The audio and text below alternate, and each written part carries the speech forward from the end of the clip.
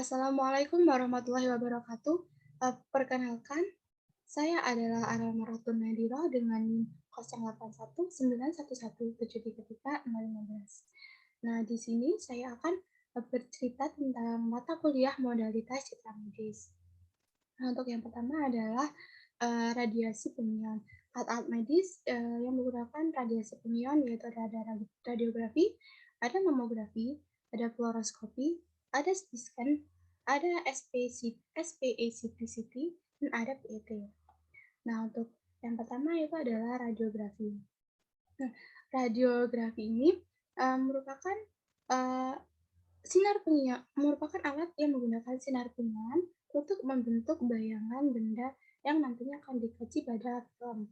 Nah, radiografi ini menggunakan sinar X atau X-ray, dan gambar yang dihasilkan adalah gambar dua dimensi. Nah, untuk yang berikutnya adalah ada mamografi.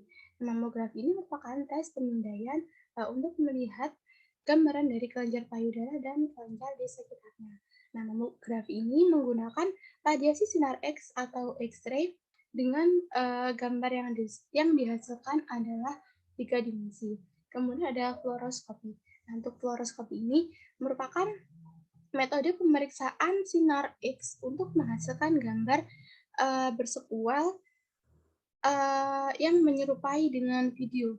Nah, metode ini digunakan untuk mengamati kondisi organ tubuh secara langsung atau secara real time.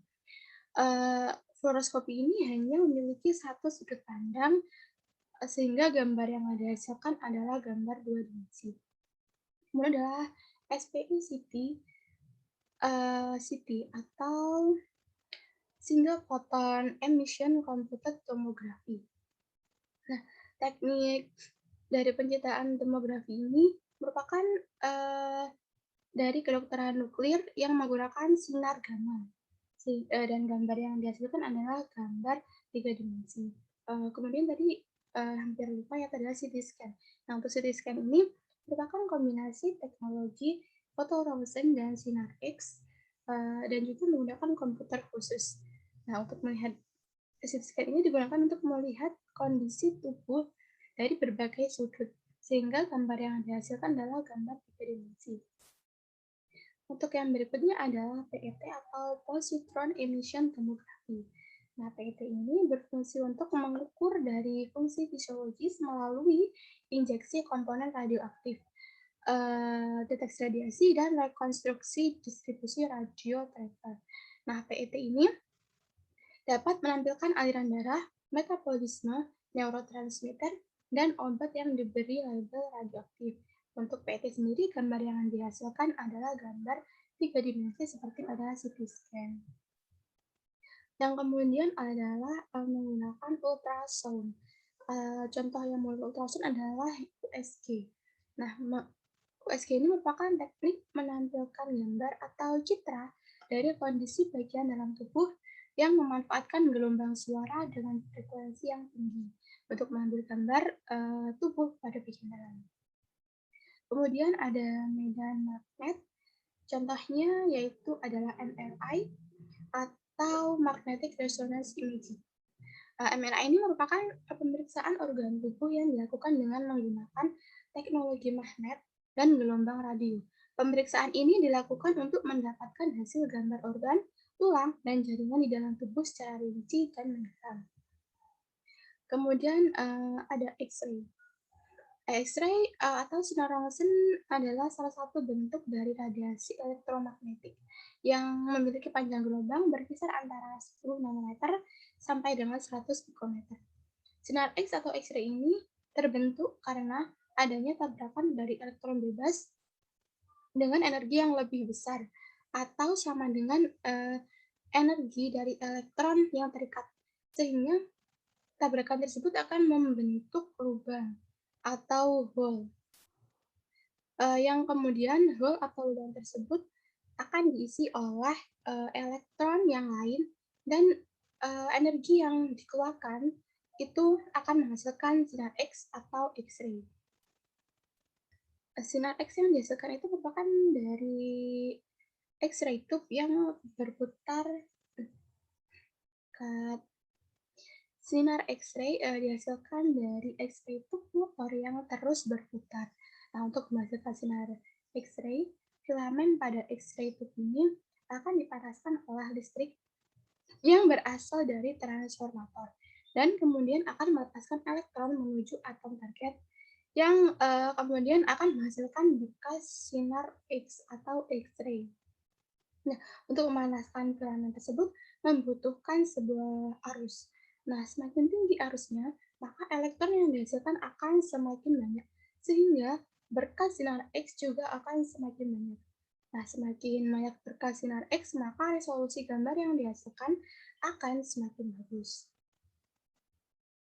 Kemudian ada digital radiografi. Yang pertama adalah konvensional radiografi. Radiografi konvensional radiografi atau radiografi konvensional memiliki cara kerja yaitu dengan mengarahkan sinar X dari X-ray tube ke tubuh seseorang yang kemudian akan direkam dalam bentuk film yang diletakkan di antara dua layar dan dipotret dengan radiografi. Dan hasil citra dalam film tersebut akan ditampilkan dengan live. Untuk mendapatkan kualitas resolusi citra yang bagus, maka memerlukan tingkat intensitas foton X-ray yang lebih banyak lagi, sehingga memerlukan arus dan juga nilai tegangan energi atau KV yang lebih tinggi juga.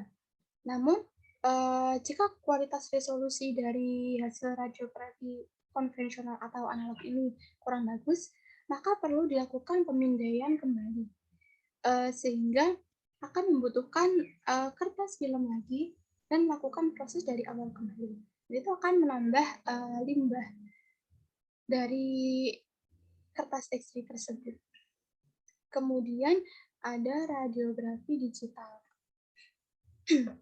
Untuk prinsip kerja dari radiografi digital ini yaitu dengan menggunakan pancaran sinar X ke arah tubuh pasien yang ditempelkan pada digital detektor. Kemudian sinyal yang ditangkap oleh detektor tersebut akan dilakukan konversi ADC atau analog to digital converter.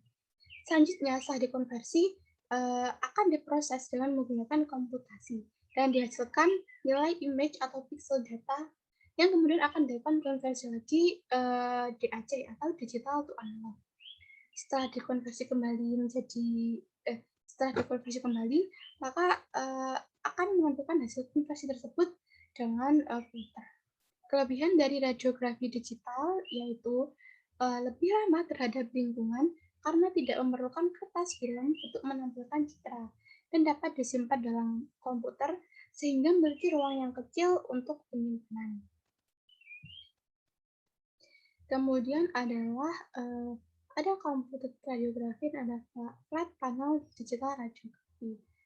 Untuk komputer radiografi ini, sinar X-ray dipancarkan melalui X-ray tube, kemudian diterima oleh detektor, lalu akan di-scan menggunakan laser beam, dan akan diteruskan ke light collection, kemudian ke digital processor, dan ditampilkan melalui komputer. Nah, untuk yang flat panel digital radiografi ini ada dua, yaitu ada indirect flat panel digital detector dan juga direct flat panel digital detector. Nah, pada indirect flat panel digital detector ini, mesin akan menyerap sinar X dan kemudian akan mengubahnya menjadi cahaya. Nah, CCD atau transistor film tipis atau TFT akan mengubah cahaya itu menjadi sinyal listrik yang kemudian sinyal listrik tersebut akan diproses oleh komputer dan gambar akan ditampilkan pada layar komputer. Nah, pada direct flat panel radiografi itu fotokonduktor akan menyerap sinar X.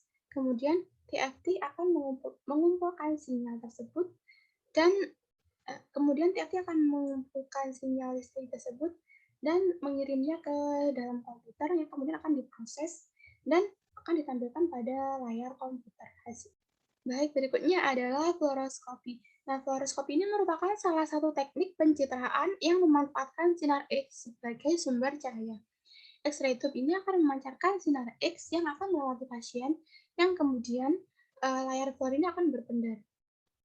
Yang yang akan berpendar saat ditumbuk oleh foton X-ray. Ya Allah.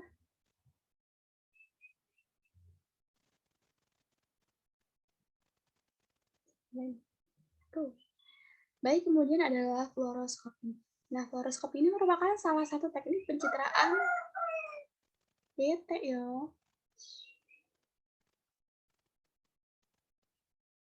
Baik, berikutnya adalah fluoroskopi. Nah, fluoroskopi ini merupakan salah satu teknik pencitraan yang memanfaatkan sinar X sebagai sumber cahaya.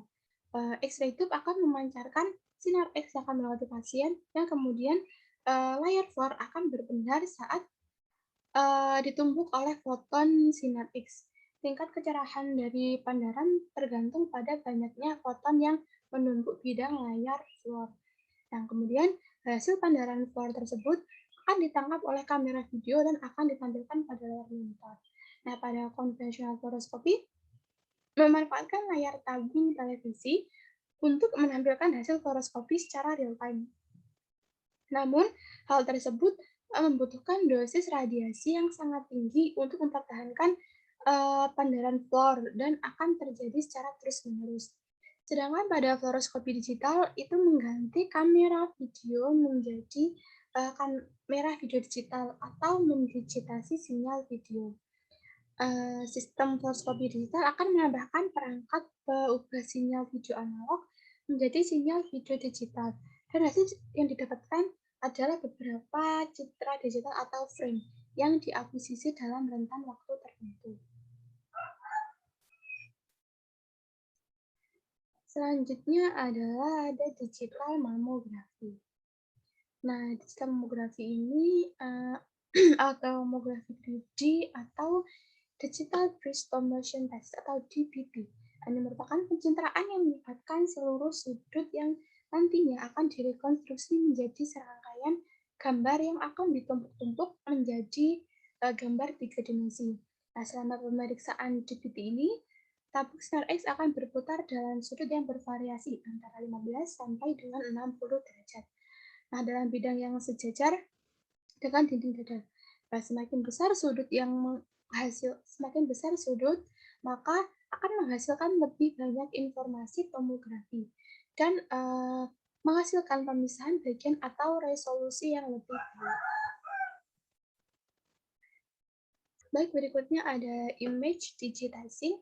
Di image digitizing ada spatial resolution dan juga ada depth resolution. Untuk spatial resolution ini merupakan sebuah data terkecil dari sebuah citra yang diamati. Nah, semakin kecil ukuran gambarnya, maka piksel akan terlihat semakin jelas atau besar. Dan jika semakin besar ukuran gambarnya, maka kepadatan pikselnya akan semakin kecil atau semakin rapat. Nah, untuk depth resolution-nya merupakan jumlah atau banyaknya piksel. Nah, untuk depth resolution, untuk yang depth resolution ini merupakan banyaknya piksel dalam satu gambar. Nah, semakin banyak piksel pada gambar, maka akan semakin jelas. Begitu juga dengan sebaliknya, semakin sedikit piksel, maka gambar akan semakin tidak jelas atau blur. Atau tingkat kontrasnya itu lebih semakin rendah, seperti itu. Kemudian ada windowing. Nah, windowing ini merupakan windowing ini melakukan filter pada citra dalam rentang frekuensi tertentu. Hal tersebut dapat dilihat pada gambar sebelum dilakukan windowing itu memiliki tingkat kontras yang rendah dan setelah dilakukan windowing memiliki tingkat kontras yang tinggi sehingga dapat dilihat bagian bentuk paru-paru. Berikutnya adalah histogram.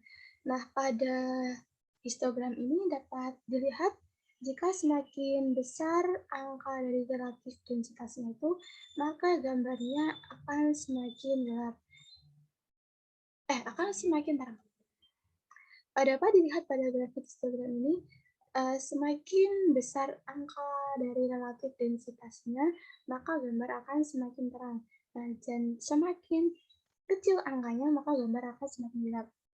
Dapat dilihat pada grafik ini, semakin Jika grafiknya itu tinggi di sebelah kiri, maka gambar yang dihasilkan akan semakin gelap.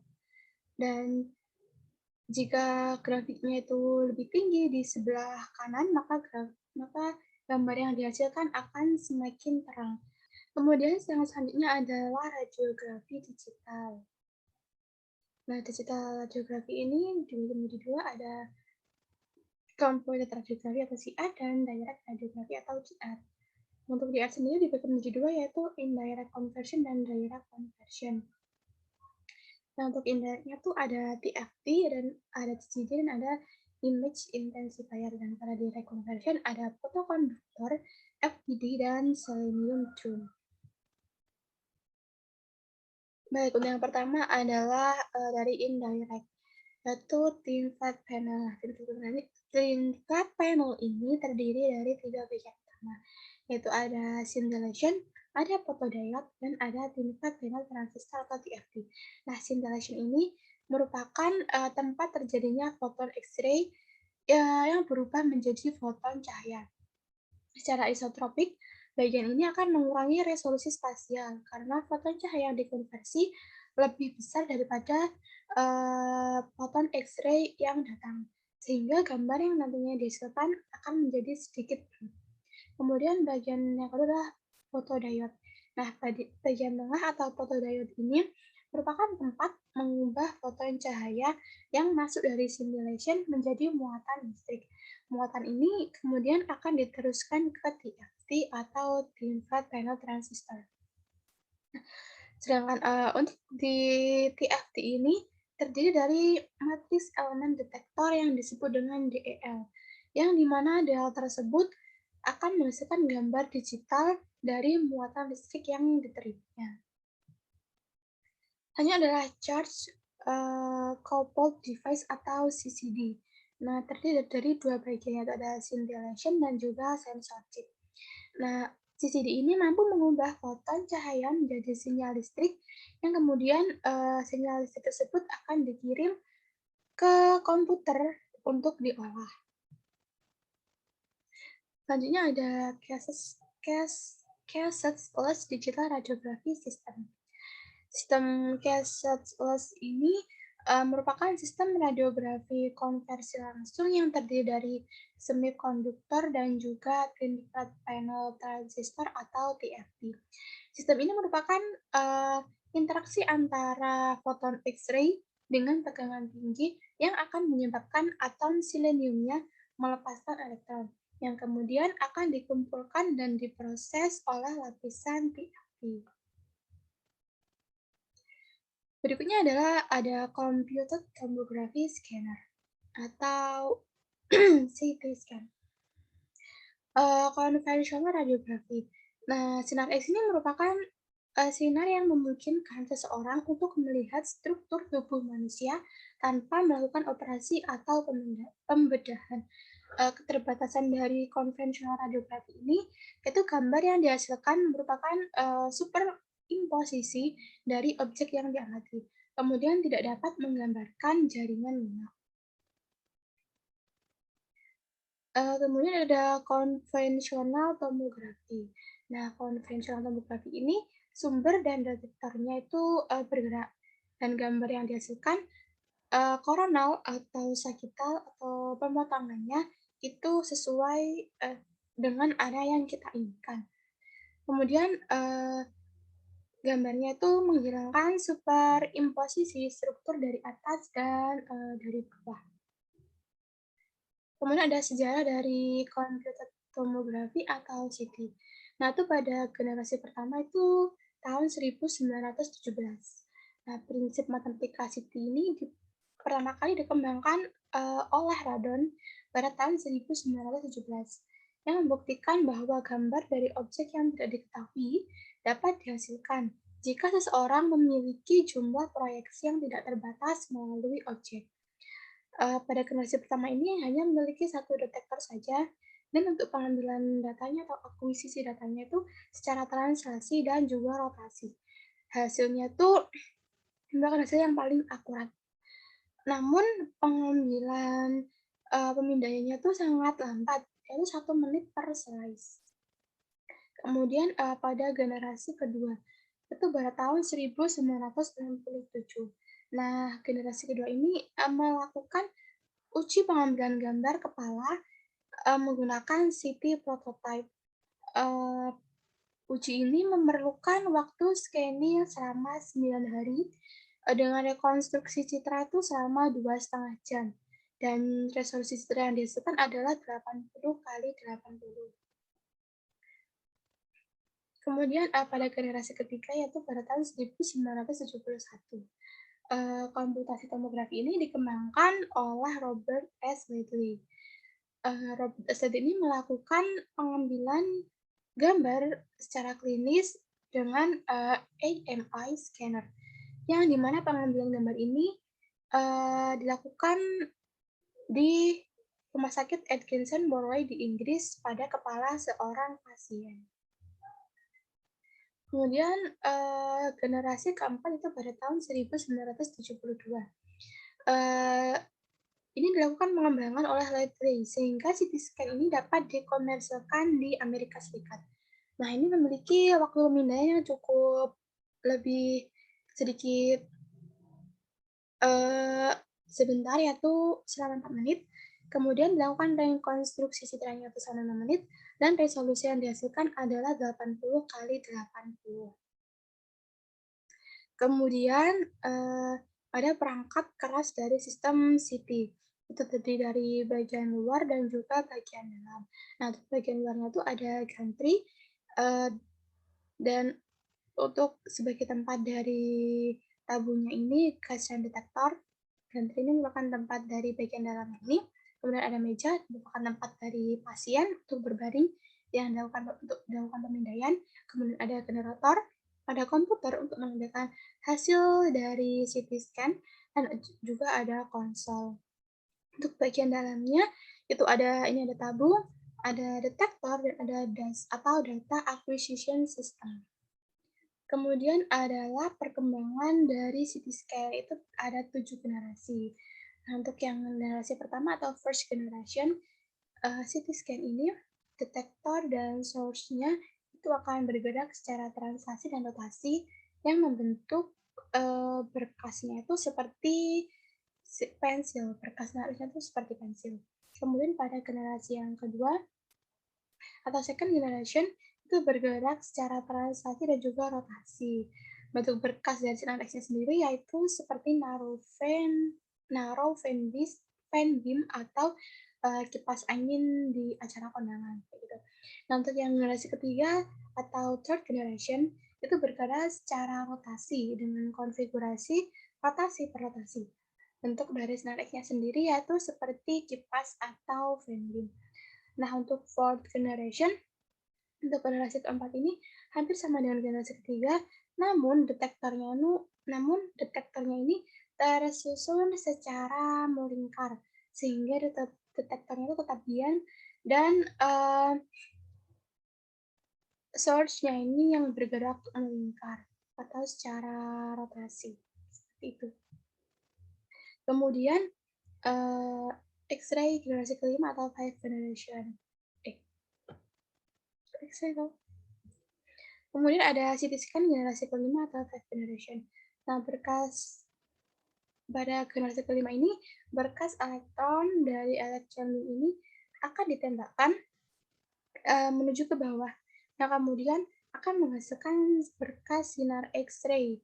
Berkas sinar X-ray ini dihasilkan dari setengah lingkar di bawah ini, dan kemudian setengah lingkar yang di atas ini merupakan detektor yang akan menerima pancaran sinar X-ray setelah melewati tubuh dari pasien. Kemudian ada generasi yang keenam atau sixth generation. Untuk akuisisi datanya ini dilakukan dengan meja yang bergerak, sementara tabung sinar X-nya ini berputar. Sehingga gerakan tabung sinar X ini akan membentuk pola spiral terhadap pasien ketika dilakukan akuisisi data. Kemudian ada generasi ketujuh atau seventh generation dari CT scan, itu hampir sama dengan generasi yang keenam. Namun, pada generasi yang ketujuh ini menggunakan multi-array detector, sehingga apabila kolimator dibuka lebih lebar, maka akan dapat diperoleh proyeksi yang lebih banyak dan juga diperoleh irisan yang lebih tebal, sehingga penggunaan energi sinar X menjadi lebih efisien. Bentuk yang berikutnya adalah sinogram.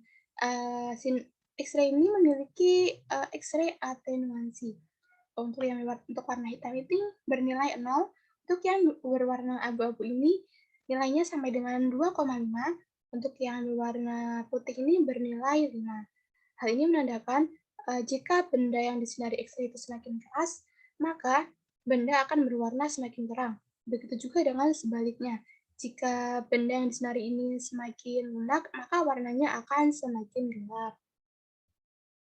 Dapat dilihat pada gambar ini, yang berwarna hitam merupakan diibaratkan dengan ruang kosong, dan untuk yang berwarna abu-abu ini diibaratkan dengan organ tubuh dan atau jaringan lemak, dan yang berwarna putih ini diibaratkan sebagai tulang.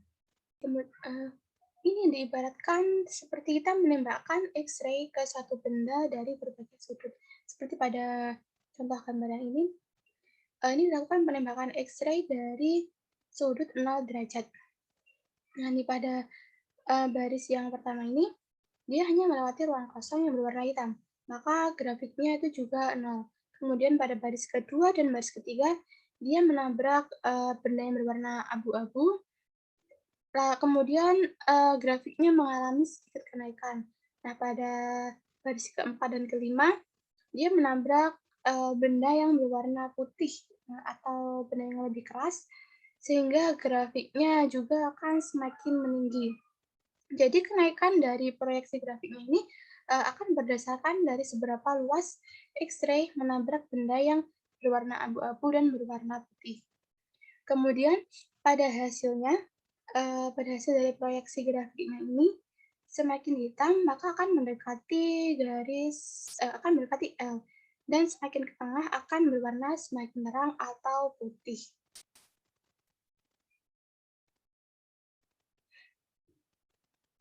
Kemudian tadi kan ditembakkan dengan sudut 0 derajat. Nah, kemudian ini ditembakkan dengan sudut 45 derajat. Ini hampir sama dengan sudut yang 0 derajat tadi, namun bedanya di sudut yang 45 derajat ini, pada baris ke-1 ini sudah menabrak benda yang berwarna abu-abu, sehingga grafiknya juga mengalami kenaikan sedikit. Kemudian garis-garis yang mengenai warna putih dan warna abu-abunya ini juga semakin banyak, sehingga proyeksi dari grafiknya ini juga mengalami kenaikan yang cukup banyak. Selanjutnya adalah ada rekonstruksi. Nah, setelah didapatkan data dari sinogram seperti ini, maka perlu dilakukan rekonstruksi agar menjadi gambar yang diinginkan seperti pada gambar yang sebelah kanan ini. Nah, untuk menghasilkan gambar sebelah kanan ini, dilakukan transformasi dari data L theta ini, di mana sumbu X sebagai A dan sumbu Y sebagai theta, menjadi F, X, Y. Nah, rumus ini mengubah dari XY menjadi G L theta. Untuk rumus yang sebaliknya bagaimana? Nah, karena matematisnya itu belum ada, maka pertama-tama akan dicoba dengan menggunakan metode back projection method. Nah, ini hampir sama seperti pada sinogram yang tadi. Berkas sinar X yang dipancarkan akan mengenai objek atau benda tersebut, dan semakin keras dari bendanya atau semakin terang dari bendanya ini, warna bendanya ini semakin terang atau berwarna putih, maka grafiknya juga akan naik dan mengalami kenaikan. Dan ini juga dilakukan dari berbagai sudut. Kemudian hasil tersebut akan ditumpuk-tumpuk sehingga menghasilkan sebuah objek. Untuk rumusnya itu memaksa G-nya itu menjadi XY. Ini seperti G L theta-nya, L-nya itu berubah menjadi, untuk L-nya sendiri berubah menjadi X untuk L-nya sendiri, yaitu sama dengan X cos theta plus Y sin theta. Dan didapatkan F Bx, Y itu integral Pi sampai dengan 0 BO X, Y d theta. Dan menghasilkan gambar yang blur. Nah, ini hasil yang didapatkan dari rekonstruksi yang tadi, namun hasilnya ini belum sesuai dengan apa yang kita inginkan. Dapat dilihat di sini masih blur. Kemudian ada projection, apa itu? Projection slash. Nah, kemudian ada projection slash theorem. Nah, di sini kita akan memproyekkan untuk setiap garisnya dan akan menyebutkannya sebagai G besar rho, theta yang akan berubah menjadi dimensi rho. Dari nilai atau rumus G yang tadi, yang pertama ini, maka kemudian dimasukkan rumus yang kedua, yaitu rumus GL theta ini, sehingga menghasilkan rumus yang ini, rumus yang ketiga ini, dengan 3 buah integral. Lalu setelah dimasukkan rumus yang kedua, dimasukkan rumus dari yang pertama, kemudian dikelompokkan antara A, X, dan Y. Setelah dikelompokkan, maka didapatkan hasil seperti pada yang di box berwarna kuning ini. Untuk hasilnya sendiri itu sama seperti U, V yang memiliki ruangan yang sama. Artinya apa? Nah, jika kita punya satu de Fourier trans pada sudut theta, maka kita sama seperti memiliki 2D Fourier transform dengan f, x, y objek. Kemudian hasil proyeksi dari scanner tersebut, datanya akan difourierkan terlebih dahulu, kemudian menjadi G rho theta. Kemudian ditaruh sudutnya, misalkan theta. Nah, ini difourierkan memenuhi U, V. Namun di antara garisnya itu tidak memiliki, namun di antara garisnya itu kosong atau bolong, sehingga hasil didapatkan itu akan kurang bagus. Jadi akan memerlukan interpolasi. Baik, sekian presentasi dari saya. Kurang lebihnya mohon maaf. Apabila ada kata yang kurang berkenan, mohon maaf. Wassalamualaikum warahmatullahi wabarakatuh.